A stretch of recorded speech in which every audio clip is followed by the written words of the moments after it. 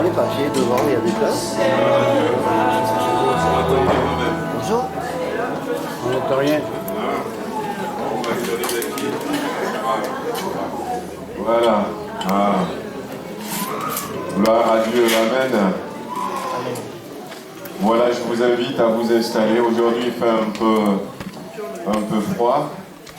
Comme j'ai fait quelques mètres à pied, je me suis dit un café chaud serait pas mal. Voilà, on va peut-être fermer la porte là et on va commencer. On veut prier, déjà remettre ces moments entre les mains du Seigneur. Amen. On va demander sa grâce sur nous. Dieu est un Dieu merveilleux. Amen. Un Dieu puissant. Un Dieu bienveillant. Et c'est vrai que les choses ne se passent pas toujours comme on l'aurait souhaité. Mais lorsque nous nous libérons complètement dans la présence de Dieu, nous repartons avec de belles bénédictions. Et le Seigneur sait comment nous surprendre. Parce qu'il connaît nos besoins, il connaît les attentes de nos cœurs. Alors ce matin, je vous invite simplement à essayer de dépasser peut-être ce que nous avions vécu cette semaine, à nous libérer dans sa présence, car il est bon, car sa bonté dure à toujours. Amen. Voilà, on va se recueillir et puis on remet ces moments entre ses mains. Et puis après, nos bien-aimés vont nous conduire dans un moment de louange. Seigneur notre Dieu, car tu es bon, car ta bonté dure à toujours. Et ces bontés, la Bible nous dit que tu les renouvelles chaque matin pour ceux que tu aimes. Ces bontés ne sont pas épuisées. Nous sommes là ce matin parce que tu es bon.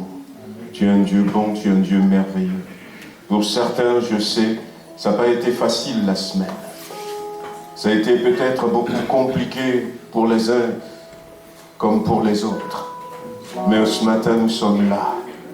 Nous sommes là, Seigneur, tous ensemble pour te louer, pour t'adorer. Nous sommes là, Seigneur, pour célébrer un culte en ton honneur. Nous sommes là, Seigneur, pour écouter ta parole. Nous sommes là pour nous laisser toucher par toi. Et nous croyons, Seigneur, que nous allons passer une très très belle journée dans ta présence. Béni sois-tu, prends toute la place et conduis toutes choses dans ta souveraineté au nom de Jésus-Christ. Amen. Amen. Gloire à Dieu. Bonjour à toutes et à tous. On est heureux ce matin parce qu'on est venu célébrer celui qui nous a fait héritier de la grâce de Dieu afin de servir sa gloire. Et on veut ce matin dire combien il est bon.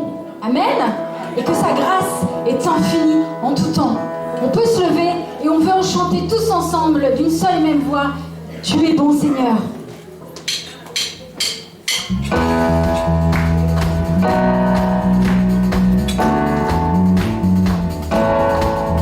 Ta grâce envers nous durera jamais. Nous voulons te louer, te célébrer, ô Dieu. Alléluia. Dieu, tu es bon et ta grâce envers nous durera jamais. Dieu, tu es bon et ta grâce envers nous durera jamais.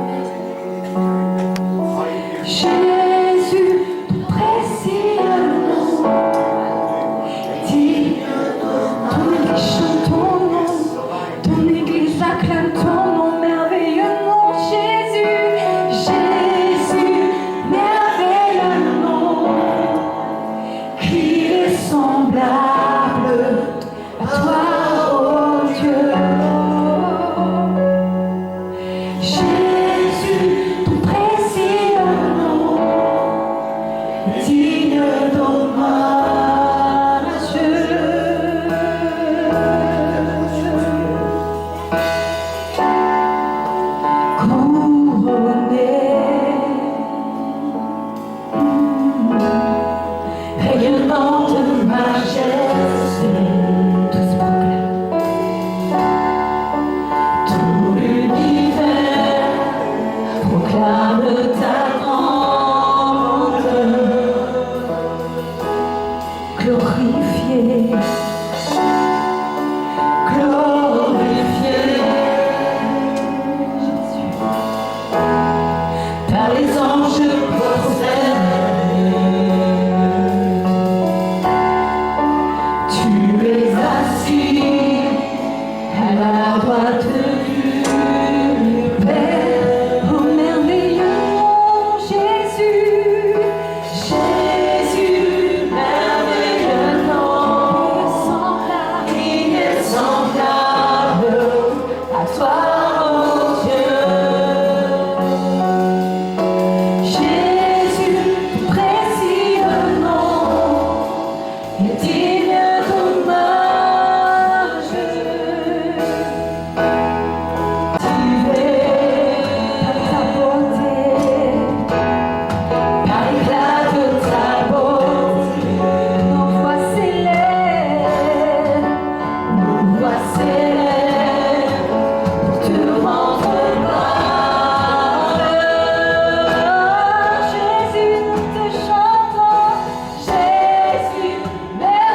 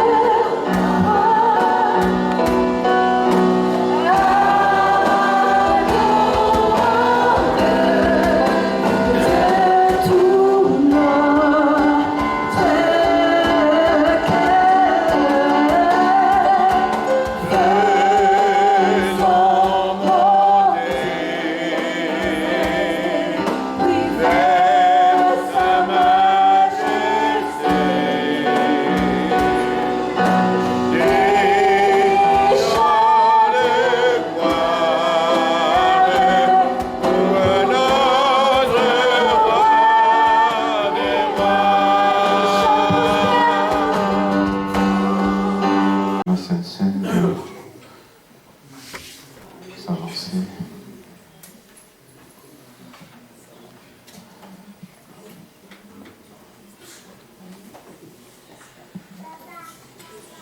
Je vais partager avec vous ce matin une vision de ce qui se passe dans le ciel.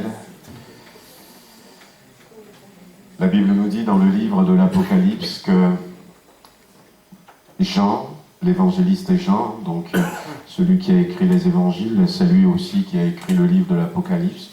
Apocalypse veut dire révélation. Il va dire que Dieu va lui faire cette grâce. Apocalypse chapitre 4, « Je fus ravi en esprit, et voici il y avait un trône dans le ciel. Et sur ce trône, quelqu'un était assis. Celui qui était assis avait l'aspect d'une pierre de jaspe et de sardoine. Et le trône était environné d'un arc-en-ciel semblable à de l'émeraude. Autour du trône, je vis 24 trônes, et sur ces 24 trônes, 24 vieillards assis, revêtus de vêtements blancs, et sur leurs têtes des couronnes d'or.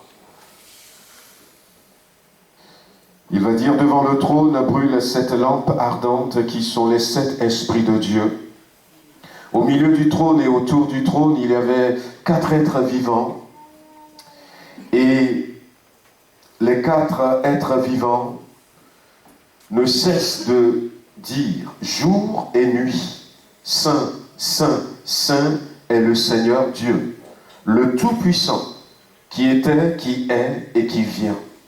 Et quand les êtres vivants rendent gloire et honneur et action de grâce à celui qui est assis sur le trône, à celui qui vit au siècle des siècles, les 24 vieillards se prosternent devant celui qui est assis sur le trône, et ils adorent celui qui vit au siècle des siècles. Et ils jettent leur couronne devant le trône en disant, « Tu es digne, notre Seigneur et notre Dieu, de recevoir la louange et l'honneur et la puissance, car tu as créé toutes choses, et c'est par ta volonté qu'elles existent et qu'elles ont été créées. » Et puis quand on saute quelques versets, il va entendre d'autres paroles. Et puis ces paroles, il y aura aussi encore les 24 vieillards qui se prosternent devant l'agneau, tenant chacun une harpe et des coupes d'or remplies de parfums que sont les prières des saints. Voyez-vous, lorsque nous louons, lorsque nous prions, lorsque nous adorons, la Bible dit que quand l'agneau a pris le livre, les 4 êtres vivants et les 24 vieillards se prosternèrent devant l'agneau et ils tenaient à la main chacun une harpe et des coupes d'or remplies de parfums qui sont les prières des saints. Ce matin, nos prières sont rentrées dans cette coupe. Et ils chantaient un cantique nouveau en disant « Tu es digne de prendre le livre et d'en ouvrir les sceaux, car tu as été immolé et tu as racheté pour Dieu par ton sang des hommes de toute tribu, de toute langue et de tout peuple et de toute nation. Tu as fait d'eux un royaume et des sacrificateurs pour notre Dieu, et ils régneront sur la terre. Amen. » Amen. Alors ne nous privons pas de louer le Seigneur, ne nous privons pas d'élever son nom, ne nous privons pas de le bénir, de le glorifier, parce que toutes ces prières que nous faisons sont recueillies dans ces coupes. Et finalement, les êtres vivants qui sont là, les 24 vieillards, ils vont l'utiliser pour faire un cantique nouveau à l'agneau qui a été immolé, celui qui nous a rachetés. Amen. Et ce n'est pas rien lorsque nous nous rassemblons, lorsque nous élevons la voix, lorsque nous chantons des cantiques pour Dieu. On ne se rend pas compte. C'est vrai, des fois, les voisins peuvent dire vous chantez trop fort. Mais ce qu'ils ne savent pas, c'est que ça va jusqu'au ciel. Ça va jusqu'au ciel. Amen. Gloire à Dieu. On va se mettre debout pour ceux qui sont baptisés par immersion. Et je vais demander à Arnaud s'il veut bien bénir ces moments. Les frères vont passer ensuite. C'est bon. Merci Seigneur mon Dieu pour ton sacrifice à la croix en vain. Un sacrifice pour un petit nombre, mais que ce soit un sacrifice utile à tous ici présents dans ce lieu.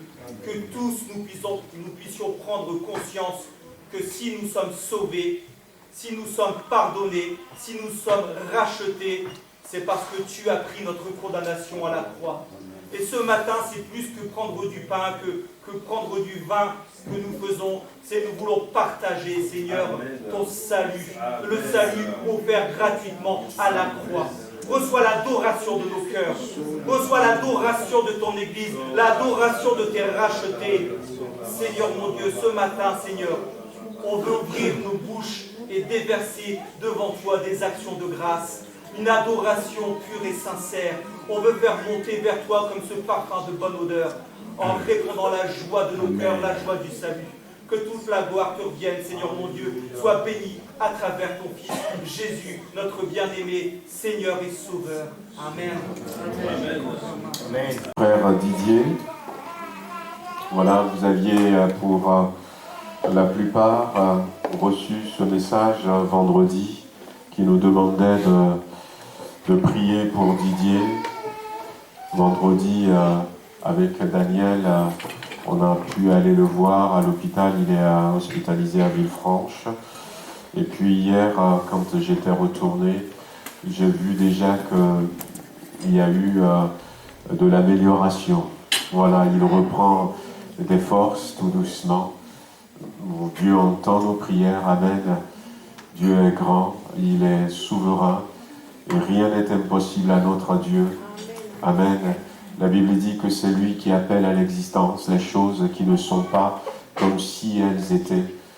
Quand l'Éternel ordonne, rien ni personne ne peut empêcher ce que Dieu a dit de s'accomplir.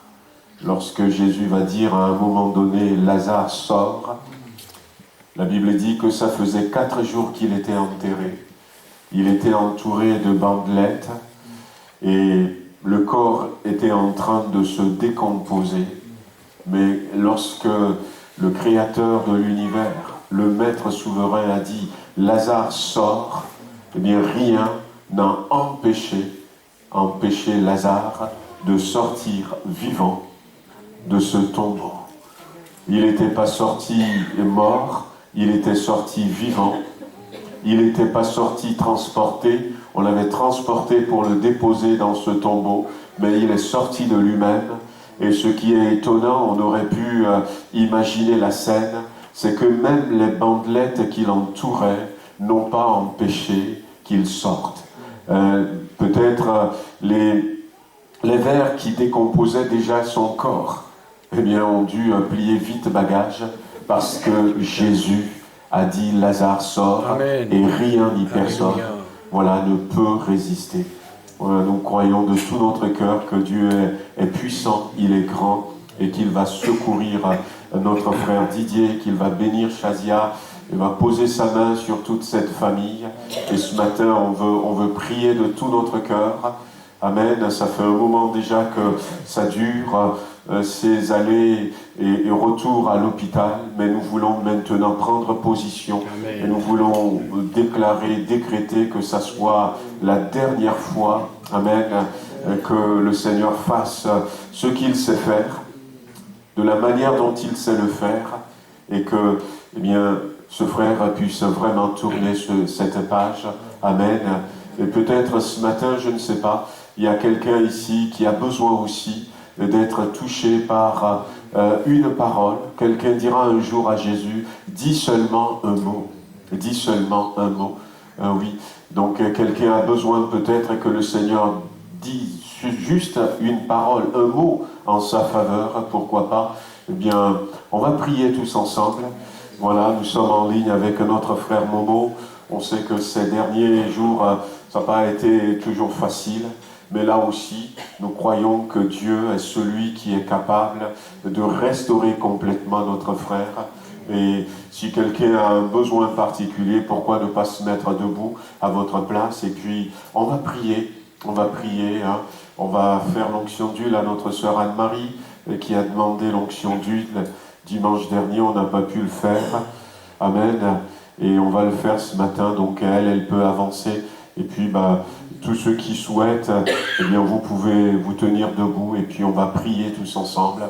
Et on croit que Dieu est grand, que Dieu est puissant, et que quelle que soit la situation, il est capable d'agir et d'intervenir ce matin. Amen. Je vais demander à mon frère Antoine s'il veut bien venir avec moi. On va prier pour 17. J'étais encore au Togo. Un matin à l'église, j'étais assis derrière, où on priait pour le retour de Jésus. Et ça nous arrivait déjà de temps en temps de prier pour le retour de Jésus. On dit, viens Seigneur Jésus, viens vite, viens nous prendre, viens nous chercher. Mais en attendant, donne-nous d'être prêts. Et le fait de prier pour le retour de Jésus, ça nous permet nous-mêmes de ne pas oublier ce rendez-vous et de nous purifier, de nous sanctifier.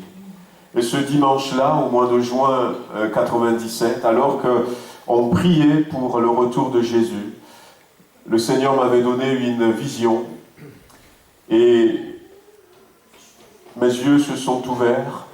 J'ai vu le Seigneur assis sur son trône et il me regardait et il me dit, va dire à mon peuple, j'entends vos prières, voici je viens bientôt. Et le temps a passé. Le temps a passé.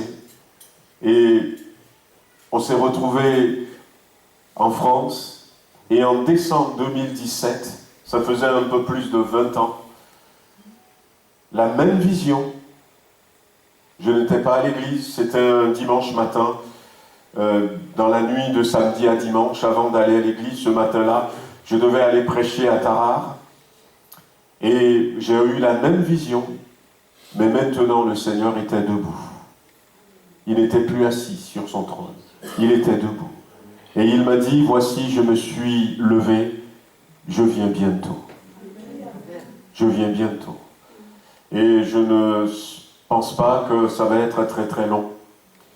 Très très long. Nous sommes dans dans des temps prophétiques. Et nous croyons que bientôt, notre Seigneur va revenir.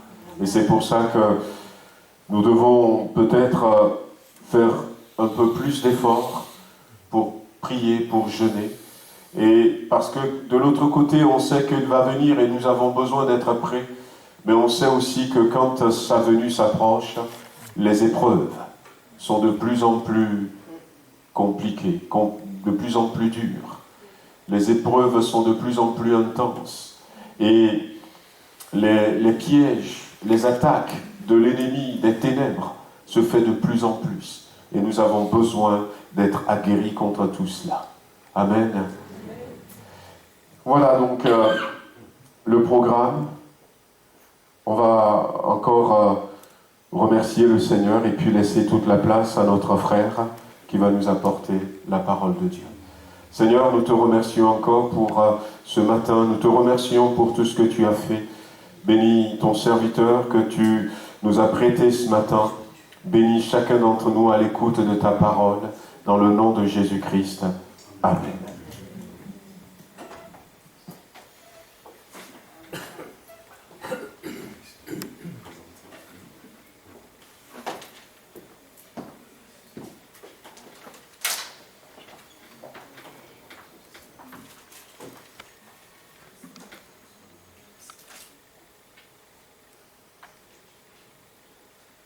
Fais des signes à la régie.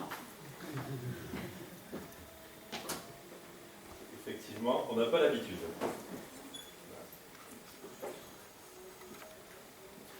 Vous m'entendez? Oui. Mieux? Pas du tout? Il faut allumer, il y a un petit bouton. C'est mieux? Là, vous entendez. Bonjour à tous, pour ceux que je n'ai pas eu l'occasion de saluer, voilà. Je suis donc le pasteur donc, en formation à l'église de Bourgoin, et certains d'entre vous me connaissent, alors bien évidemment, enfin pour certains, ils me connaissent depuis une vingtaine d'années. J'étais étudiant, je suis venu une fois ici, en tant que jeune, à l'époque, jeune de l'église de Gap, et puis je suis revenu une fois, 2 fois, 3 fois. Et tout simplement, en 2003, je me suis marié ici avec Céline Pralinas, donc qui est une Caladoise que je vous ai dérobée.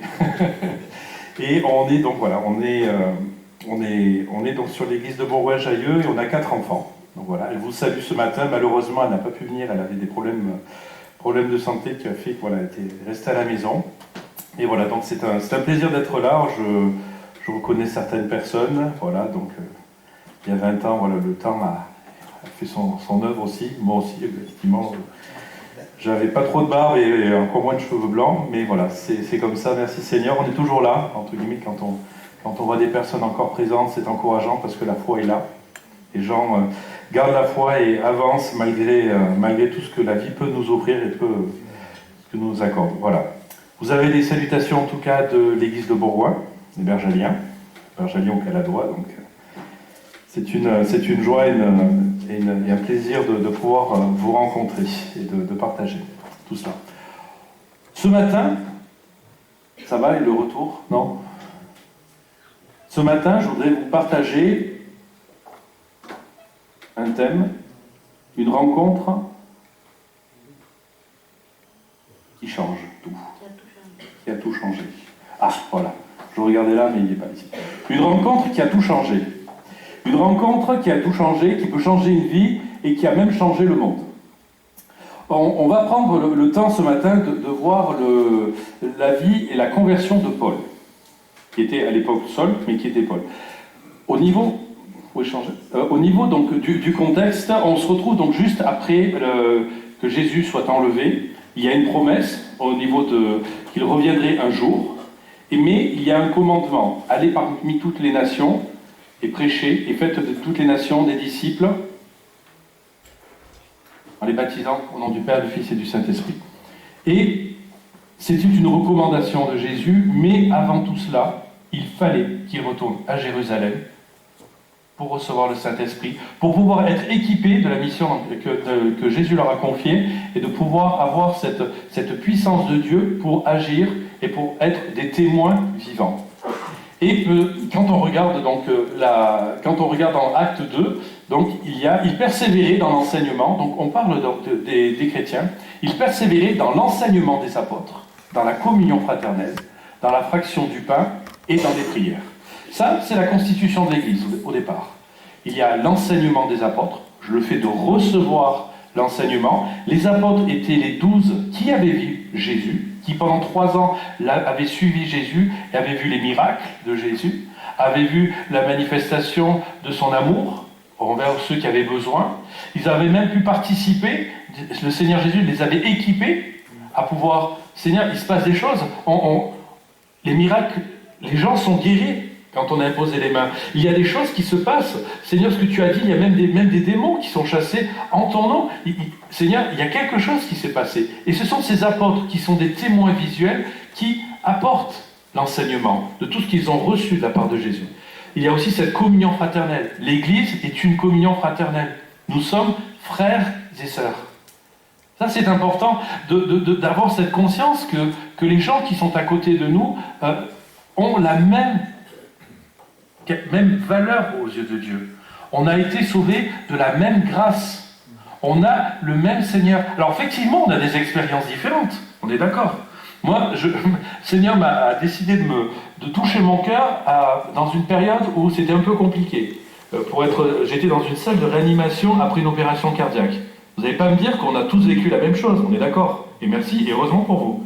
Mais le Seigneur a besoin, nous connaît notre cœur, et est capable d'avoir fait cette rencontre à un moment particulier de notre vie, un moment qui était prévu depuis toute éternité. Et on a cette communion fraternelle. On ne se connaît peut-être pas tous, on ne vit pas tous ensemble, mais il y a cette communion fraternelle qui fait que nous sommes unis et que nous sommes un corps. Et ça, c'est l'Église.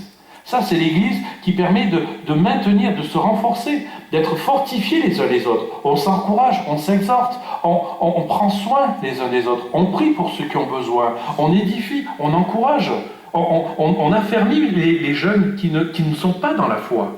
Tout ça, c'est l'Église. Et on prend soin de nos têtes blanches. Mais tout ça, c'est un corps, c'est le corps de Christ. Et il y a la fraction du pain et les prières. La fraction du pain, c'est se souvenir. Faites ceci en mémoire de moi, tout ce que Jésus a fait. Souvenez-vous, rappelez-vous de ce que vous êtes, d'où est-ce que vous venez. Quelle est l'action, qu'est-ce que Jésus a permis dans votre vie pour qu'il y ait un complet changement et une complète paix avec Jésus, avec le Seigneur. Et dans les prières, c'est une relation entre nous et une relation avec Dieu. Et tout cela, il y avait cette situation. Et la crainte s'emparait de chacun. Alors ce n'est pas une crainte, une peur, mais un profond respect, une profonde crainte de ce que l'on était, de ce qu'ils étaient et de ce que l'on est par rapport à Dieu. Il y a eu Ananias et Saphira qui ont voulu cacher des choses. Et l'Esprit Saint a révélé, il y avait cette crainte. Parce que être enfant de Dieu, il y a aussi ce sérieux. Il y avait ce besoin d'avoir ce sérieux devant Dieu. Et il se faisait beaucoup de prodiges et de miracles par les apôtres. Et le Seigneur ajoutait chaque jour à l'Église ceux qui étaient sauvés. Chaque jour, le Seigneur ajoutait. Ce n'étaient pas les hommes, ce n'étaient pas les apôtres, mais au travers d'eux, il y avait cette Église qui grandissait. Il y avait aussi une effusion de l'Esprit. On parlait tout à l'heure qu'il y a eu la Pentecôte, où il y a eu 3000 personnes qui ont été touchées, il y a eu des baptêmes, des gens se sont convertis, et il y a cette effusion de l'Esprit à l'époque où il y a dans le peuple, au niveau du peuple juif, des choses qui se passent. Il y a le Saint-Esprit, et à l'époque ce n'était pas conventionnel, il n'y avait pas le Saint-Esprit. Et on a avec le Sanhédrin, donc c'était l'ensemble des chefs religieux de l'époque, qui se posaient des questions, de dire mais il y a quelque chose qui se passe, il y a une effusion, il y a quelque chose qui se passe, qui n'est pas courant, qui ne vient pas de nos pères, qui ne vient pas de la loi, qui ne vient pas de nos habitudes et notre organisation. Il y a quelque chose qui se passe. Et il y a une grande discussion et même parfois des échanges virulents. Et on a Gamaliel, qui est un pharisien, qui était un illustre enseignant de la loi, qui a une parole sage qui disait, si cette entreprise, entre guillemets, si l'Église qui se développe, si cette entreprise ou cette œuvre vient des hommes, elle se détruira. Mais si elle vient de Dieu, vous ne pourrez la détruire. Et il va même plus loin. Ne courez pas le risque d'avoir combattu contre Dieu et se ranger de son avis. Ne prenez pas le risque de combattre contre Dieu. Des fois, on peut se poser la question, est-ce que mes agissements, est-ce que mon comportement, est-ce que mon état de cœur, des fois même ma dureté de cœur, est-ce que je ne combats pas Dieu? Je ne veux pas dire combattre vraiment, mais est-ce que je ne combats pas sa volonté vis-à-vis de ma vie? Est-ce qu'il y a des choses que je ne veux pas lâcher parce que j'ai pas envie, parce que ça fait mal, parce qu'il y a même peut-être des fois des souffrances qui me semblent légitimes, mais je ne veux pas lâcher? Est-ce que ça, ce n'est pas combattre aussi contre Dieu? Combattre la volonté de Dieu, ce que Dieu attend de nous dans notre cœur. Est-ce qu'il veut réaliser en nous une complète transformation? Est-ce qu'il n'y a pas cette étape? Et on a, dans la Bible, on poursuit, on a ce qu'on appelle un drame. On a Étienne, un homme de Dieu, qui était diacre dans l'église de Jérusalem, donc il y avait 7 diacres. Des diacres, c'est ceux qui servaient à table, qui en fait donnaient, qui étaient au service, tout simplement. Quand on voit l'exigence de ces genres de personnes, il fallait qu'ils rendent déjà un bon témoignage. Jusque-là, bon témoignage, qu'ils soient pleins d'esprit et de sagesse. Et là, on ne parle que d'un diacre. Et quand on voit dans la parole de Dieu, il faisait des miracles et des prodiges. Vous avez comprenez, ce n'est pas un apôtre, mais un simple diacre, mais rempli d'esprit. Et il faisait des prodiges et des miracles, parce que Dieu agissait librement dans sa vie, et il y avait ce témoignage.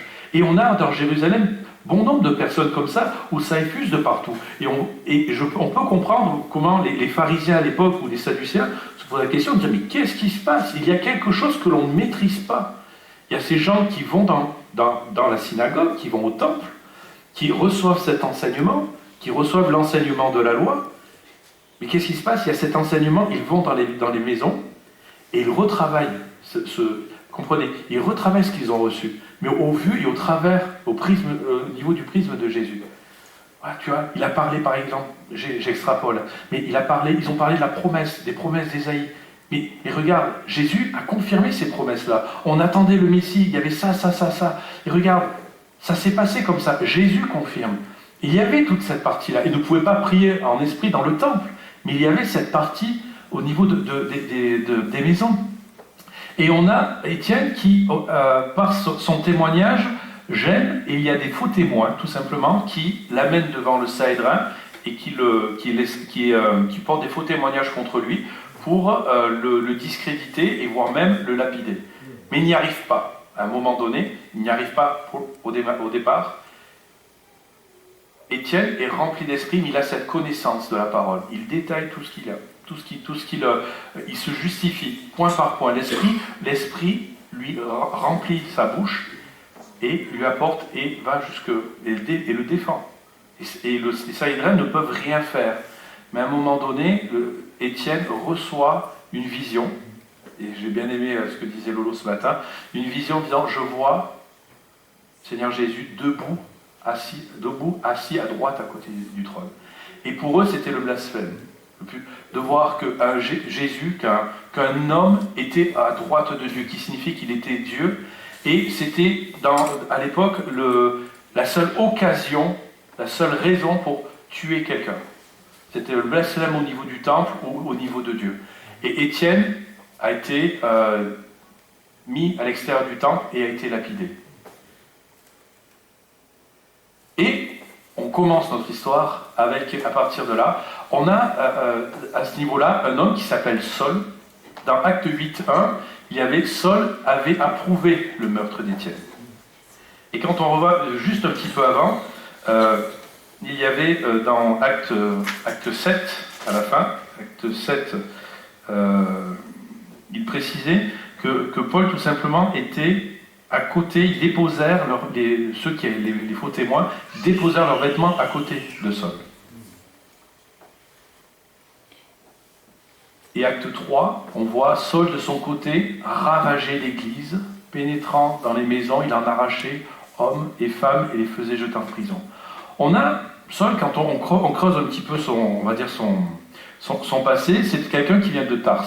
Donc le Tars, c'est donc un peu plus nord au niveau de Jérusalem, c'est plus éloigné. À l'époque, ce serait plutôt la Turquie. Et c'est une personne qui a été élevée au pied de Gamaliel, la personne que l'on a vue tout à l'heure. C'est-à-dire qu'il a eu tout l'enseignement de la loi, tout l'enseignement des prophètes, la loi de Moïse. Il a toute cette partie-là, et il décrit même plus tard dans certaines lettres qu'il avait ce zèle de ses pères, et le zèle du judaïsme.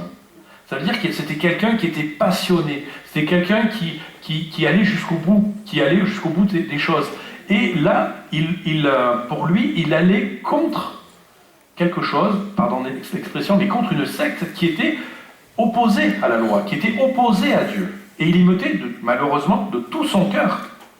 Tout son cœur, même jusqu'à donner une approbation aux gens qui devaient être lapidés devant le Sanhédrin. C'était quelqu'un qui avait vraiment cet état d'esprit de dire « je vais jusqu'au bout », entre guillemets, je donne tout ce que j'ai à Dieu pour pouvoir préserver ce que Dieu nous a donné, contre quelque chose. C'est même dramatique, et quand on regarde ça, on a un extrémiste, c'est pas plus compliqué, c'est un extrémiste de la loi, c'est un fondamentaliste, mais vraiment inscrit au niveau de la lettre, il n'y a rien d'autre. Et par rapport à tout ça, on a même... on a le terme ravager l'église. Quand on ravage quelque chose, on imagine, c'est vraiment quelque chose. Voilà, il n'y a plus rien. Et quand on regarde un peu plus tard, voilà, il précisait, pour moi, j'avais cru devoir agir vigoureusement contre le nom de Jésus Nazareth. Et c'est ce que j'ai fait à Jérusalem. J'ai jeté en prison plusieurs des saints ayant reçu ce pouvoir des principaux sacrificateurs. Et quand on les mettait à mort, je joignais mon suffrage à celui des autres. Je les ai souvent châtiés dans toutes les synagogues et je les forçais à blasphémer. Et dans mes excès de fureur contre eux, je les persécutais même jusque dans les villes étrangères. Je les forçais à blasphémer, on les force pour pouvoir être lapidés, reconnaître qu'ils étaient contre Dieu. Il y avait cette partie-là. Parce que le blasphème était la partie où les gens, on pouvait les lapider avec ça. C'est dramatique quand on voit une personne qui pousse même à des chrétiens à confesser certaines choses pour les tuer et pour les détruire. Et on a un Paul, quand on regarde la parole de Dieu, à côté on a une autre personne, Philippe, qui était aussi un diacre de l'Église, qui lui reçoit des choses et évangélise. Il y a des gens qui se convertissent, l'Église continue à croître, l'Église continue à être bénie. Par rapport à ce qui s'est passé avec Étienne, beaucoup de gens de Jérusalem sont partis, des chrétiens sont partis, il n'y avait plus que les apôtres qui étaient restés à Jérusalem, ils sont allés un peu de partout. Et on a Saul, excusez-moi, encore. Cependant, Saul respirait encore la menace et le meurtre contre les disciples du Seigneur. Il a su qu'il n'y avait plus grand-chose à Jérusalem, ils étaient partis ailleurs, autour. Et on voit ces termes, il respirait encore la menace et le meurtre. C'est terrible comme expression. Imaginez-vous, quand vous êtes tombé amoureux pour la première fois, vous respiriez, vous voyez ce que je veux dire, un état, c'était quelque chose qui était agréable, enfin, j'espère, mais vous voyez ce que je veux dire? On pense qu'à la personne, on pense qu'à ça, on a des émotions nouvelles, quelque chose qui vous remplit, qui vous fait plaisir, et vous êtes pris là-dedans. Et c'est quand on regarde plus ou moins avec le grec, c'est vraiment dans cet état d'esprit.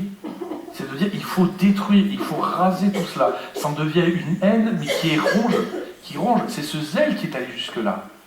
Et cependant, Paul, respirant encore la menace et le meurtre contre les disciples de Jésus, se rendit chez le souverain sacrificateur et lui demanda des lettres pour les synagogues de Damas, afin que, s'il trouvait des partisans de la nouvelle doctrine, hommes et femmes, il les amène liés à Jérusalem.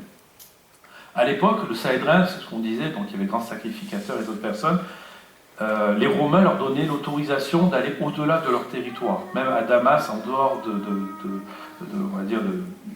d'Israël, ils pouvaient sortir, ils avaient cette autorisation.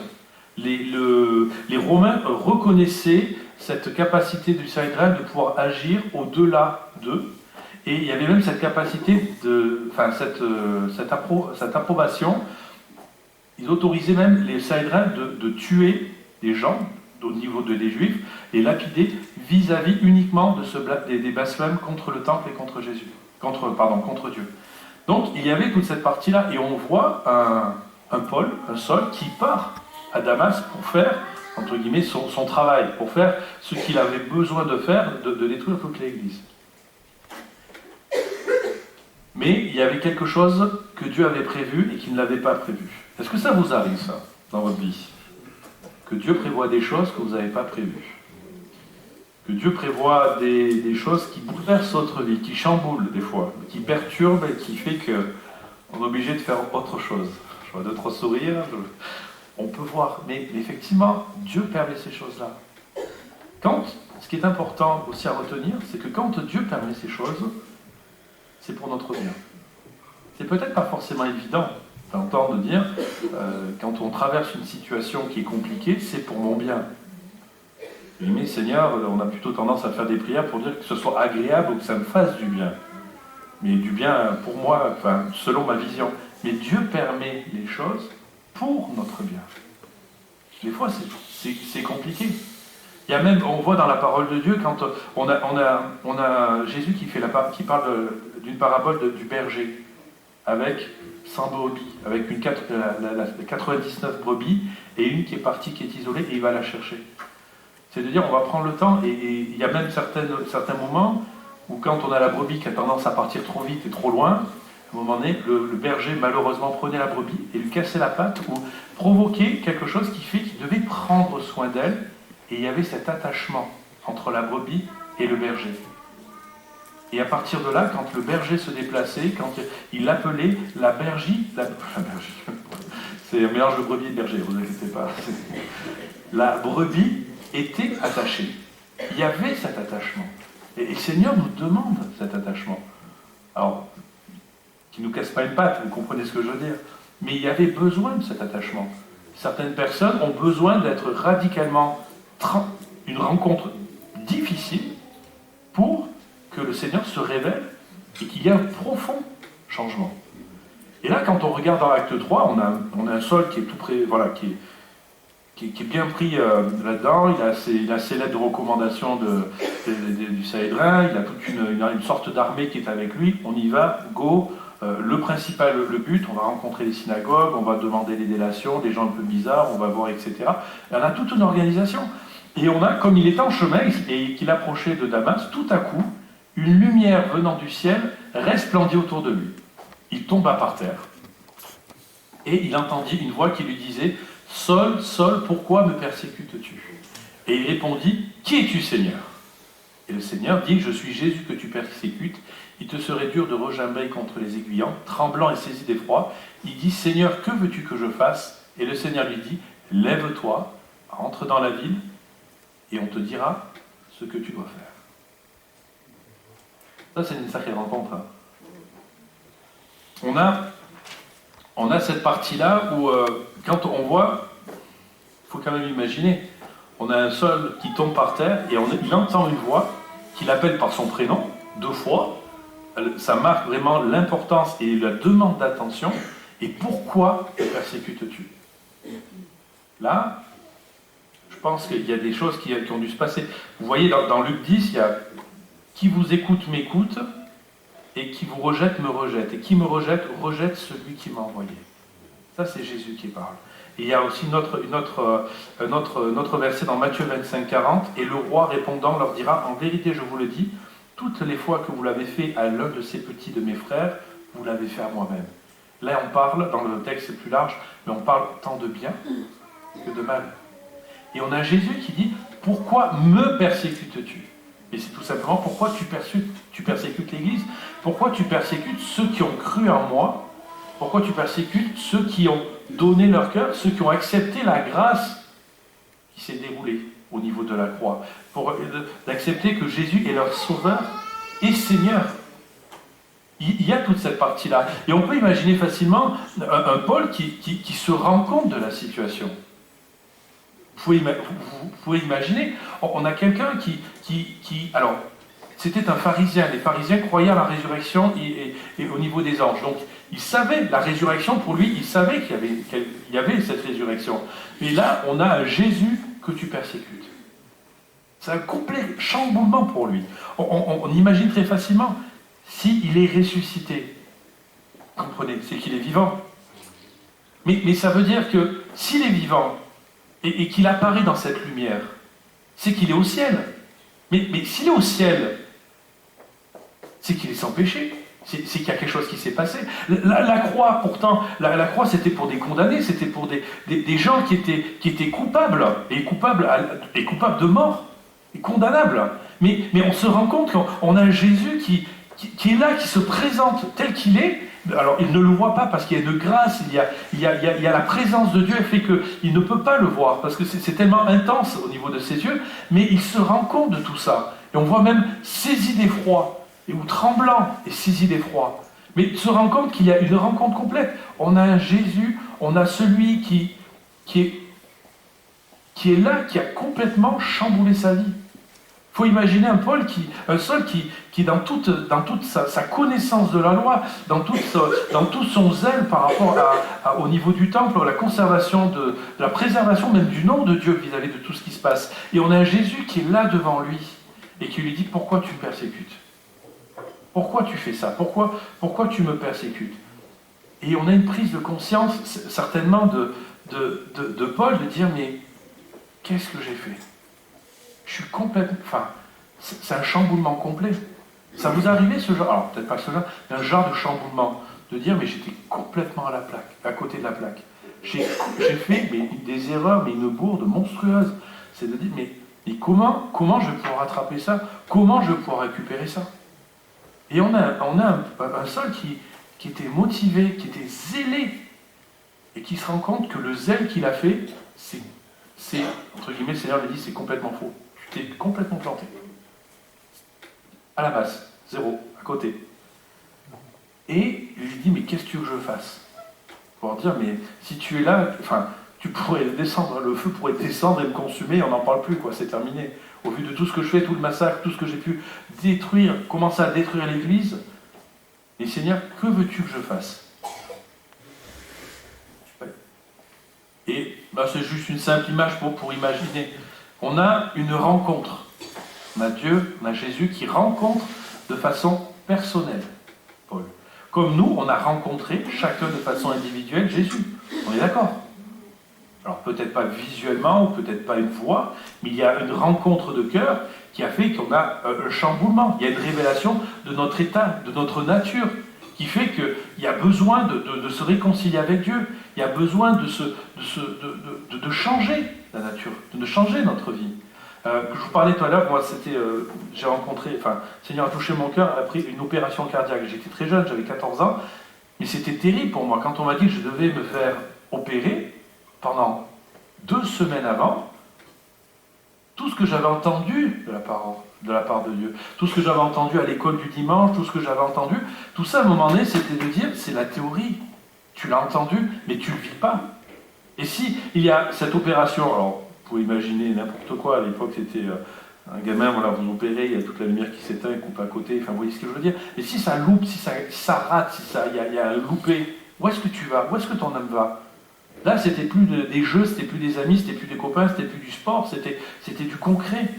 Et à un moment donné, il y avait cette situation que je devais régler. C'était un enjeu. Bon, le Seigneur m'a préservé, bien évidemment, mais c'était un enjeu. Et on voit cette partie-là, cette rencontre avec Paul qui a été vraiment décisive pour lui. Il a arrêté, il y a eu ce brisement des conceptions, brisement des préjugés, tout ce qu'il avait reçu de la part de la loi, tout ce il avait vu ça, il y avait besoin de le rectifier, pas de tout mettre de côté, mais de rectifier, en incluant que Jésus était le Messie, en incluant que Jésus était vivant. Et il a dû reprendre toute sa vie, tout ce qu'il avait, toutes ses conceptions, il a dû le reprendre et éprouver tout ce qu'il avait reçu au vu de la grâce de Dieu, au vu de la grâce que Jésus avait accordée. Et je pense que chacun dans notre vie, on a parfois besoin aussi de revoir notre vie, de revoir nos habitudes, de revoir ce que l'on fait de façon peut-être même quotidienne aux yeux de la parole de Dieu. Est-ce que ça, ce que je fais, ça convient? Est-ce que je n'attriste pas le Saint-Esprit? Est-ce que je fais des choses à côté où je loupe le coche? Ça, c'est des choses que l'on doit aussi s'approprier. On a besoin de se sonder et de s'éprouver. Ne vous inquiétez pas, le Saint-Esprit est là aussi pour nous le rappeler. S'il ne vous rappelle plus, c'est peut-être plus inquiétant, c'est qu'il y a la résistance du cœur et à un moment donné, on n'entend plus. Mais le Saint-Esprit est là pour nous rappeler et nous encourager. Le Seigneur ne nous abandonne pas, ne nous lâche pas une fois qu'on est converti, c'est fini, débrouille-toi, et puis voilà, on se revoit au ciel. Vous voyez ce que je veux dire? Il y a un accompagnement. Jésus nous encourage, nous fortifie, nous sanctifie. C'est peut-être un mot qu'on n'a pas trop tendance à entendre. Et la sanctification, c'est de recevoir davantage de Christ et moins de nous. Et ça, c'est parfois pas évident. C'est parfois pas évident. Moins de nous. Un peu compliqué. Hein. Cette chair-là, des fois, elle se rebiffe. Il y a un brisement dans les convictions. Et il y a une repentance. C'est pas une conversion, la repentance. C'est une repentance pour le moment. Il n'est pas encore converti. Cette repentance, c'est se rendre compte de dire, mais je suis ailleurs, quoi. Stop, il faut que je m'arrête. Il faut que je vois qu'est-ce que je dois faire pour changer de façon radicale ma façon de vivre. Et ensuite, il y a cette conversion. On voit dans Acte 9, 10, 18, alors je ne sais pas si vous... On va peut-être... je vais vous le lire, parce que je ne l'ai pas... 10, 18. Or, donc, on a Paul qui rentre à Damas, et il restera 3 jours sans voir, puisqu'il n'avait plus de vision, et il ne mangea ni ne but pendant 3 jours. Je pense que là, il y a un isolement, pendant 3 jours, je pense qu'il y a une grosse remise en question. Clairement. Tout ce qu'il a fait, toute sa vie en fait, c'est une remise en question complète de toute sa vie. Or, il y avait à Damas un disciple nommé Ananias. Le Seigneur lui dit dans une vision, Ananias. Il répondit, me voici Seigneur. Et le Seigneur lui dit, lève-toi, va dans la rue qu'on appelle la droite et cherche dans la maison de Judas un nommé Saul de Tarse. Car il prie et il a vu en vision un homme du nom d'Ananias qui entrait et qui lui imposait les mains afin qu'il recouvre la vue. Ananias répondit, Seigneur, j'ai appris de plusieurs personnes tous les maux que cet homme a fait à tes saints dans Jérusalem. Et il a ici des pouvoirs de la part des principaux sacrificateurs pour lier tous ceux qui invoquent ton nom. Mais le Seigneur lui dit, va, car cet homme est un instrument que j'ai choisi pour porter mon nom devant les nations, devant les rois, devant les fils d'Israël. On peut se dire, super, merci Seigneur.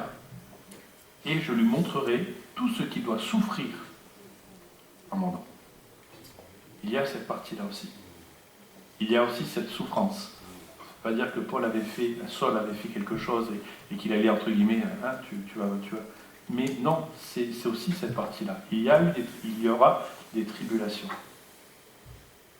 Et dans Acte 22:16, on a un complément où Ananias parle à Saul, et maintenant que tardes-tu, lève-toi, sois baptisé et lavé de tes péchés en évoquant le nom du Seigneur.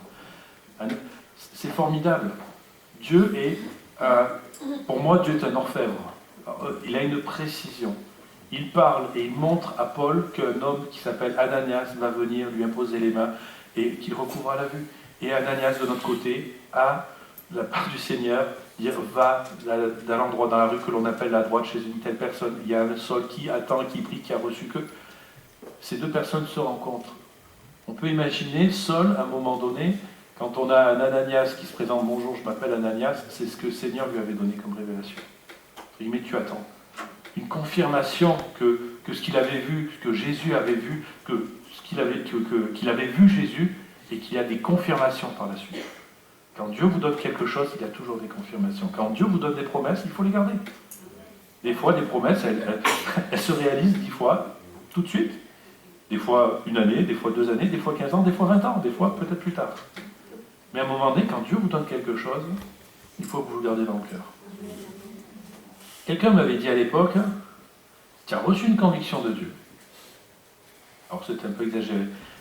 N'importe qui vient en face de toi, si ce n'est même un ange qui te dit l'inverse, si c'est une conviction de Dieu, ça reste en toi et ça ne bougera pas. C'est-à-dire que quand Dieu parle, sa parole est là, et la seule chose qui peut empêcher cette parole de se réaliser, c'est nous-mêmes. Si on n'écoute pas, si on ne s'attache pas à sa parole, si on ne croit pas, si on ne fait pas les choses aussi dans la direction que Dieu nous a donnée, les choses ne se réaliseront pas. Mais la parole de Dieu, Dieu ne se contredit jamais. Et si vous recevez une parole de Dieu qui est conforme à la Bible, oui. Si vous recevez une parole de Dieu qui est contraire à la Bible, attention, vigilance à ce que vous avez reçu. Et on a cette conversion, un changement complet. On a ce changement complet. Là, j'ai rajouté, on avait parlé de la rencontre, du brisement des convictions, de la repentance. On a une conversion et remplie du Saint-Esprit. Il a mis les mains, il l'a posé, et il a reçu, ses yeux sont revenus, il y a comme des écailles, la vue est revenue comme des écailles qui tombent, et il y a eu quelque chose qui s'est passé. Il a reçu le Saint-Esprit, baptisé, et il a commencé à prêcher au niveau des synagogues.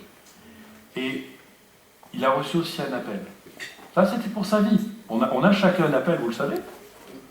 Et cet appel est unique. Ce que Dieu vous a donné, ce que Dieu a donné à Lolo, ce que Dieu a donné à Pascal, à Lydie, bon, j'en connais quelques-uns, je m'arrange, mais ce que Dieu a donné à chacun de nous à faire, personne d'autre le fera. Lui, sa mission, il a reçu un appel, c'était d'apporter la parole aux gentils. Alors, gentils, c'est quoi les gentils? Mais en fait, aux Romains, ceux qui n'étaient pas juifs. C'est nous. Vous voyez ce que je veux dire? C'est nous. C'est une rencontre qui a bouleversé aussi notre quotidien. Si Paul n'avait pas fait les choses, on ne va pas extrapoler, mais les choses seront peut-être certainement différentes. Mais Dieu a permis à un extrémiste, à un pharisien plein de lois, d'être rempli du Saint-Esprit, d'être transformé par la connaissance et par la grâce de Jésus, et de pouvoir être, nous, les résultats, les fruits de ce qui s'est passé dans cette rencontre. Bien évidemment, c'est Jésus qui a fait tout ça. Ce n'est pas la gloire à tirer au niveau de Paul ou de qui que ce soit. Mais on est les résultats de tout cela.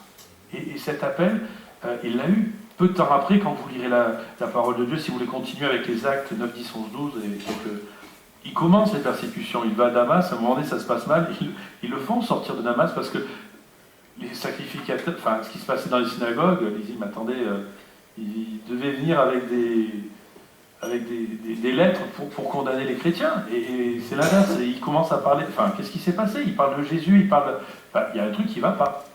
Et à un moment donné, il s'est retrouvé dans l'inverse. Il s'est retrouvé dans cette situation. Et on a cet impact et cette vie transformée. On a un homme avec la foi dans le Seigneur. Il l'a vu, il ne peut pas dire l'inverse. Jésus ne l'a pas obligé à se convertir quand il l'a vu. Vous comprenez? Ça, c'est important. Dieu nous laisse toujours le choix. Dieu nous laisse toujours le choix. Mais il est telle évidence que Dieu était présent, que Jésus était là, a fait que son cœur ne pouvait pas résister. Quand on parle, il te sera dur de rejoindre contre les aiguillons. Mais c'est cette expression-là. C'est tellement évident que, enfin, à moins qu'il y ait quelque chose qui ne fonctionne pas là, c'est tellement évident que tu ne peux que te rendre à l'évidence. La ferveur dans la supplication, quand on voit tout ce qu'il nous a écrit, tout ce que Paul a écrit aux différentes lettres, les différentes lettres aux différentes églises, il y a des supplications, il conseille aux différentes églises, il encourage, il fortifie, il y a du courage dans la souffrance. Combien de fois il a été lapidé, combien de fois, tentative de lapidation, combien de fois il a été battu de verge, il s'est retrouvé, et pourtant, il a eu cette espérance. La communion avec les saints, quand on voit la parole de Dieu, quand on voit, il prend soin de l'Église. Et c'est là où il y a un complet changement, un complet virement de sa part. On parle de l'Église, on parlait tout à l'heure, il était dans l'enseignement des apôtres. Vous voyez, on parlait dans la commission, dans la communion fraternelle, dans la fraction des pains, dans la prière. On avait tout cela. Et il est dans cette partie-là. Et c'est même, il y participe activement, il structure l'Église, tout en étant soumis aux apôtres qui sont à Jérusalem. Mais il y a un changement complet. Il y a un zèle pour témoigner. Quand on voit ce qu'il fait, merci Seigneur. La question qu'on peut se poser quand on voit tout ça, on se dit, mais est-ce que mon zèle, c'est le même? Dans quel état on est? Clairement. Est-ce qu'on n'a pas besoin parfois, est-ce que j'ai pas besoin parfois d'être renouvelé dans mon zèle? Est-ce que j'ai parfois pas besoin d'être un peu plus en temps en prière, un peu plus de temps en lecture de la parole de Dieu, un peu plus en communion avec Dieu pour me rendre compte qu'il y a quelque chose qui a besoin d'être dépoussiéré dans ma vie. La plénitude de l'esprit, quand on voit ce qu'il a eu, et puis même plénitude de l'esprit, il arrive à détailler après. On a tous les ministères dons, on a tous les dons, toute la partie, il décrit aussi au niveau de tout ce qui était au niveau de l'esprit, le fruit de l'esprit. Tout ça, il l'apporte au niveau de l'Église. On avait la fidélité dans le service. J'ai achevé le combat, le bon combat. J'ai achevé la course. Et le plus important, c'est d'achever la course. C'est pas de faire un sprint, limite si vous faites un sprint. Le plus important, c'est de faire le marathon, mais c'est d'achever la course et de dire, j'ai réussi. De dire, Seigneur, par ta grâce, j'ai pu faire, selon ma nature et mes défauts, j'ai pu faire ce que tu m'as accordé, que tu m'as demandé de faire. Ça, c'est le plus important. À un moment donné, on sera tous appelés à le rencontrer, mais ce moment-là, de dire, mais je n'ai pas de regrets.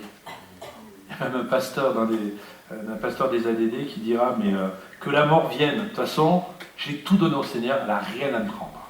Vous vous rendez compte de ça? C'est beau d'entendre ça. Elle n'a rien, elle aura rien du tout. Parce que j'ai tout donné pour le Seigneur, j'ai donné ma vie. Ça, c'est une question. Qu'est-ce que l'on a dans notre vie? Qu'est-ce que le Seigneur nous a demandé de faire? Qu'est-ce que le Seigneur nous a déposé en nous? Et on a Paul après qui détaille, quand on regarde les différentes lettres, chaque fois que vous regarderez les lettres, il y a Paul, il écrit Paul, apôtre de Jésus-Christ par la volonté de Dieu. Paul appelé à être apôtre de Jésus-Christ par la volonté. Paul apôtre non de la part des hommes, ni par un homme, mais par Jésus-Christ et Dieu le Père qui l'a ressuscité des morts. On a un changement complet. On a même Paul qui est apôtre avec les 12 autres et qui se définit, dire, après tout, il a été aussi vu par moi comme un avorton, entre guillemets, dire, mais moi je suis rien du tout. Hein. Le Seigneur s'est révélé à moi, mais je ne suis pas grand-chose. Mais ça permet d'affermir l'autorité de Jésus, l'autorité de Dieu dans ses lettres, pour dire, je suis aussi un apôtre des gentils, et croyez ce que j'ai reçu. Il est même écrit à un moment donné dans Galates 1:11, je vous déclare, frère, l'évangile qui a été annoncé par moi n'est pas de l'homme, car je ne l'ai ni reçu ni appris d'un homme, mais par une révélation de Jésus-Christ. C'est merveilleux quand on lit ce texte et qu'on a vu ce que je disais tout à l'heure. Il a eu le plus grand des enseignants. Gamaliel, à l'époque, c'était le... Et voilà, il avait fait HEC judaïque, quoi. Vous voyez ce que je veux dire? C'était vraiment le haut niveau. Mais là, il dit, mais ce que j'ai appris, je ne l'ai pas appris d'un homme, je l'ai appris de Christ. Ce que je vous ai dit, je l'ai appris de Christ. C'est le plus important. C'est l'essentiel. Et on voit qu'il prend soin de l'Église. On voit que l'Église a cette importance à ses yeux. On voit il rappelle, il dit même le corps de Christ. On est un corps dont le Seigneur, dont Jésus est la tête. Il y a toute cette importance. Et il demande, il insiste sur le fait que le Seigneur veut qu'on prenne soin les uns des autres. Il y a eu ce changement, cette rencontre de la part avec Jésus dans la vie de Paul, mais ça permet aussi que l'on prenne en compte tout ce que est l'Église aux yeux de Dieu. Tout ce que est l'Église aux yeux de Dieu. On voit tous les thèmes. Il y a tout ce qui concerne le rapport avec la famille, avec tout ce qui rapport, le mari et la femme, tout ce qui est les comportements, les attitudes. Il va même dire, mais si vous avez quelque chose l'un contre l'autre avant de prendre la Sainte Seine, lève-toi et va voir ton frère.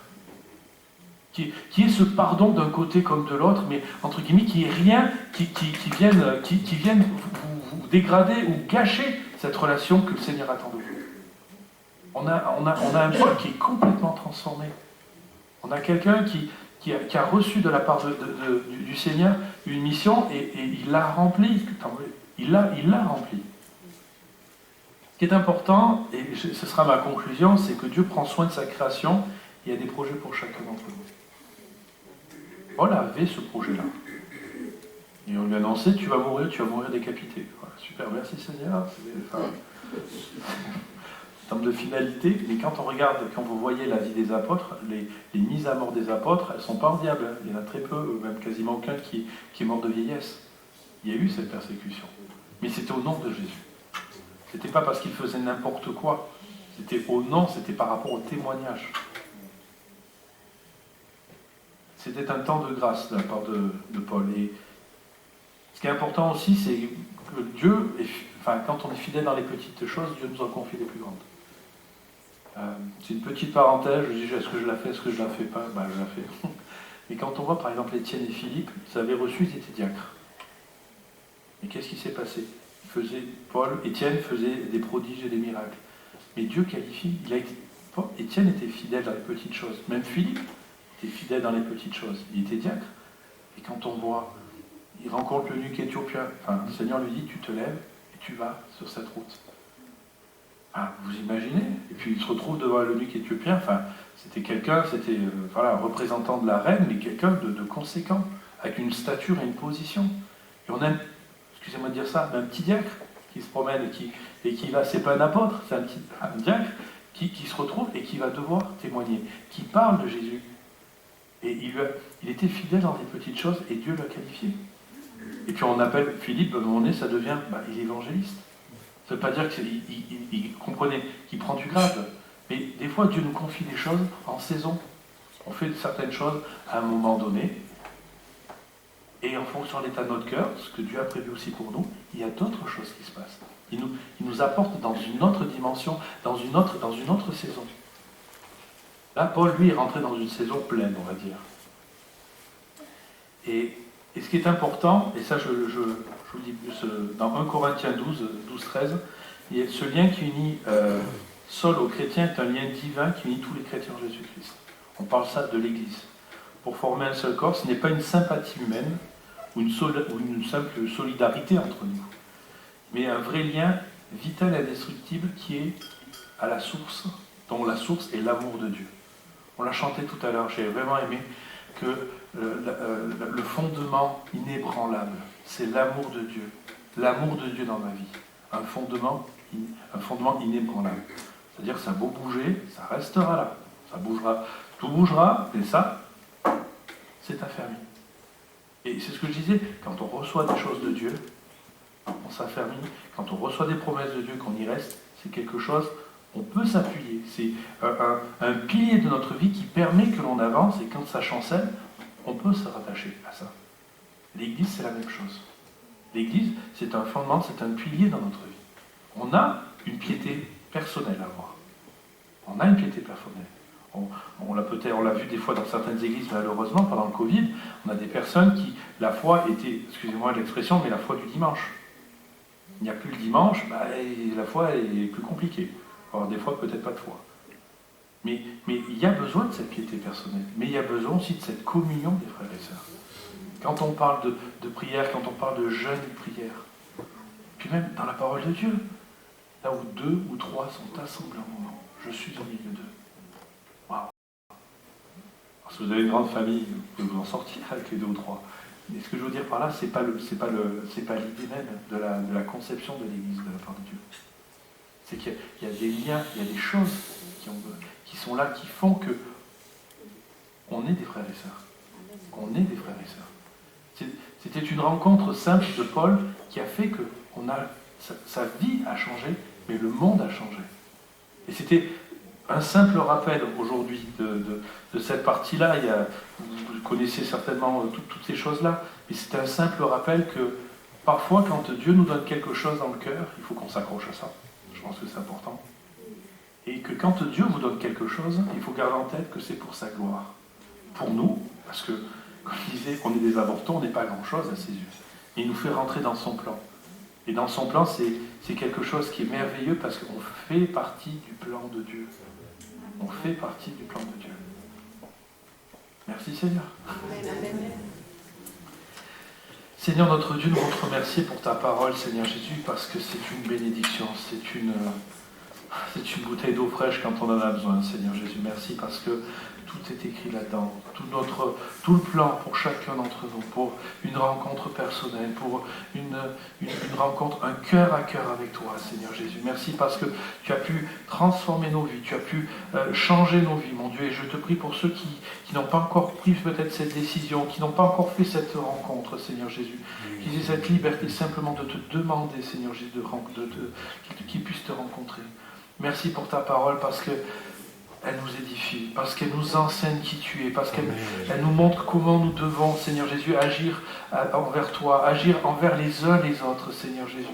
Merci parce que tu nous montres que nous ne sommes pas seuls, parce que tu es là, tu nous soutiens, parce qu'il y a le Saint-Esprit qui est là, qui nous encourage.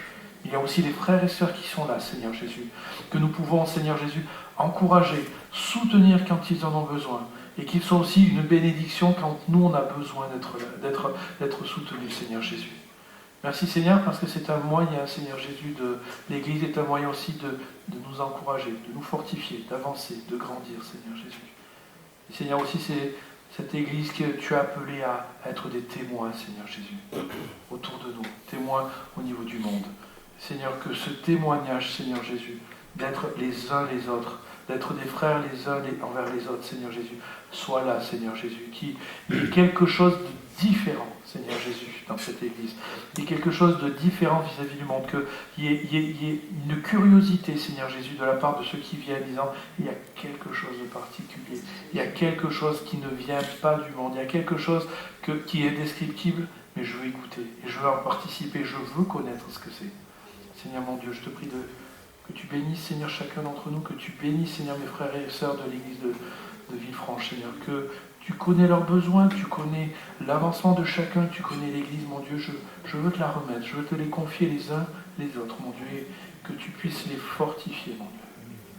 Merci pour tout ce que tu nous as accordé, pour ce lien d'amour, Seigneur, que nous avons. Que ton nom soit béni, Jésus. Amen.